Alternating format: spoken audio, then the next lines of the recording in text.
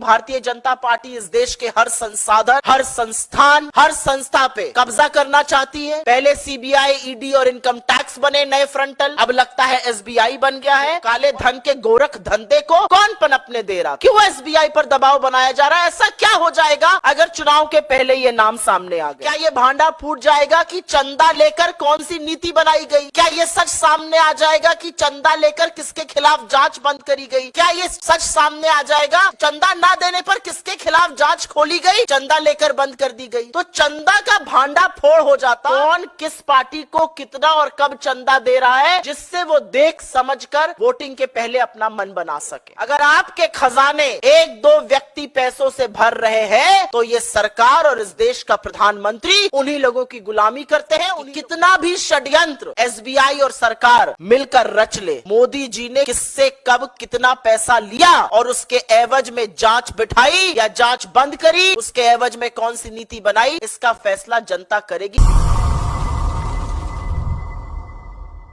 हमारे इस मंच से कुछ सवाल है और सवाल बड़े स्पष्ट हैं और बड़े कम हैं।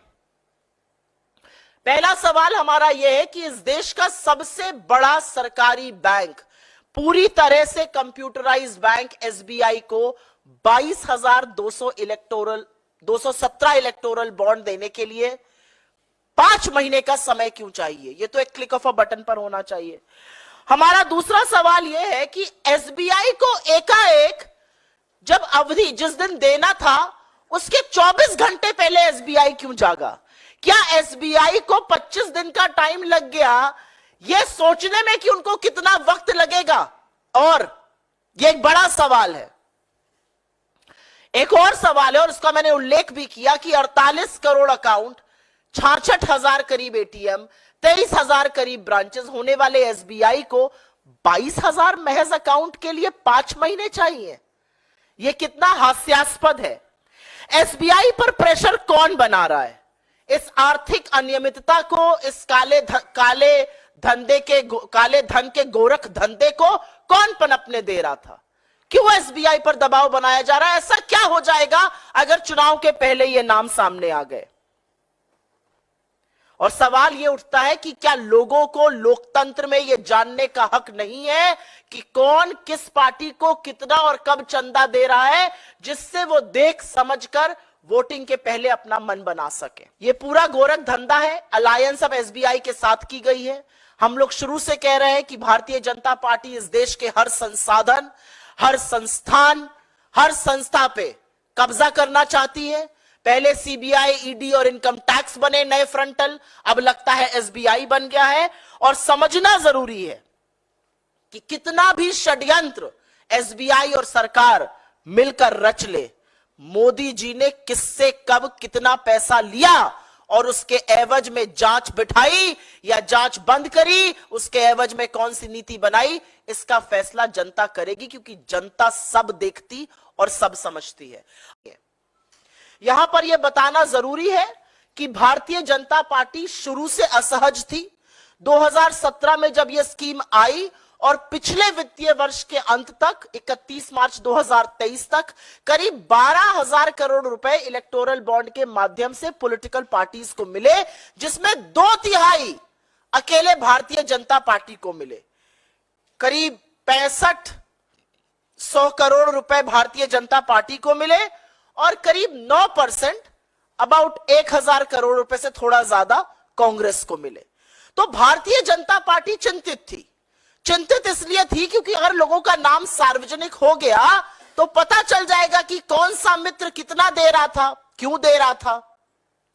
यहां पर आपको एक और रिपोर्ट की याद दिलानी जरूरी है। एक रिपोर्ट आई थी, न्यूज लॉन्ड्री और न्यूज मिनट ने करी थी। उन्होंने कहा था 30 ऐसी कंपनियों का नाम सामने आया है जिन्होंने 335 करोड़ 2018 से 2023 के बीच में भारतीय जनता पार्टी को दिए। इनके खिलाफ कार्रवाई हुई थी, चाहे वो इनकम टैक्स हो, सीबीआई हो या ईडी हो। इसमें से 23 कंपनियां ऐसी थी जिन्होंने कभी इसके पहले चंदा नहीं दिया था। तो क्या ये क्विड प्रो को था? क्या नाम आने से पता चल जाएगा कौन चंदा दे रहा था? क्या नाम आने से पता चल जाएगा किस समय चंदा दिया गया? क्या ये भांडा फूट जाएगा कि चंदा लेकर कौन सी नीति बनाई गई? क्या ये सच सामने आ जाएगा कि चंदा लेकर किसके खिलाफ जांच बंद करी गई? क्या ये सच सामने आ जाएगा कि चंदा लेकर चंदा ना देने पर किसके खिलाफ जांच खोली गई, चंदा लेकर बंद कर दी गई? तो चंदा का भांडा फोड़ हो जाता। इसलिए एसबीआई का कहना है कि हमें 2024 30 जून तक का वक्त चाहिए। चुनाव निपट जाएगा, चुनाव के पहले आ गया तो जो हम कह रहे हैं सूट बूट की सरकार, जो हम कहते हैं मित्रों की सरकार, जो हम कहते हैं कि कुछ ही लोगों के लिए नीति निर्माण होता है, वो दूध का दूध पानी का पानी हो जाएगा। लेकिन जनता को इतना मूर्ख क्यों समझा जाता है? जब जब सच दबाने का प्रयास होगा तो जनता पूरा सच समझती है। जनता जानती है कि अगर आपके खाते, अगर आपके खजाने एक दो व्यक्ति पैसों से भर रहे हैं तो ये सरकार और इस देश का प्रधानमंत्री उन्हीं लोगों की गुलामी करते हैं, उन्हीं लोगों के लिए नीतियां बनाते हैं। आप आजकल कुछ दिनों से अगर किसी भी साइट पर चले जाइए, इंटरनेट की कोई भी चीज देखिए, वहां पर दांत चियारे हुए, हंसते मुस्कुराते, आत्ममुग्ध हमारे देश के प्रधानमंत्री हर पोर्टल पर, हर साइट पर, हर वेबसाइट पर नजर आते थे। क्योंकि बीजेपी खूब धड़ाधड़, पैसा इतना है, इलेक्टोरल बॉन्ड से छुपाया जा रहा है, पानी की तरह बह रहा था वो पैसा। 50% गूगल का जो वीडियो एड्स है वो बैन हो गए। गूगल का अपना नियम है कि अगर 3 से ज्यादा उल्लंघन होता है तो अकाउंट सस्पेंड कर दिया जाता है। लगातार उल्लंघन हुआ है। हम जानना चाहते हैं कि उल्लंघन क्या था, हम जानना चाहते हैं उस एड में क्या गलत था, वो सब हटा दिया गया है। तो मेरा अपना मानना है कि जो सोशल मीडिया प्लेटफॉर्म्स है, मेरा अपना मानना है जो डिजिटल मीडिया प्लेटफॉर्म्स है गूगल जैसे, पारदर्शिता रखते हुए वो जरूर बताएं कि भारतीय जनता पार्टी ने क्या किया और अपने ही नियम कानून को माने और उसका उल्लंघन ना करें। ये एक विडंबना है कि इस देश की डेमोक्रेसी में, इस देश के लोकतंत्र में मुख्य विपक्ष के अकाउंट को, बैंक अकाउंट को फ्रीज किया जाता है, सोशल मीडिया अकाउंट्स को बैन करने की कोशिशें की जाती हैं, तमाम वॉलंटियर्स और बड़े लोग जो बोलते हैं उस पर ट्विटर और फेसबुक बैन लगाता है, पोस्ट को रिस्ट्रिक्ट करता है, और एक दूसरी तरफ भारतीय जनता पार्टी लगातार उल्लंघन करती रहती है। अब यहां पर सामने आ रहा है कि गूगल एड्स में भी उल्लंघन हुआ है और उनके एड चलते रहते हैं। तो मुझे ऐसा लगता है कि इन लोगों को इस देश के लोकतंत्र के जो नियम और कानून है उसके दायरे में रहकर काम करना चाहिए। पाकिस्तान के प्रधानमंत्री को प्रधानमंत्री मोदी ने बधाई दी है।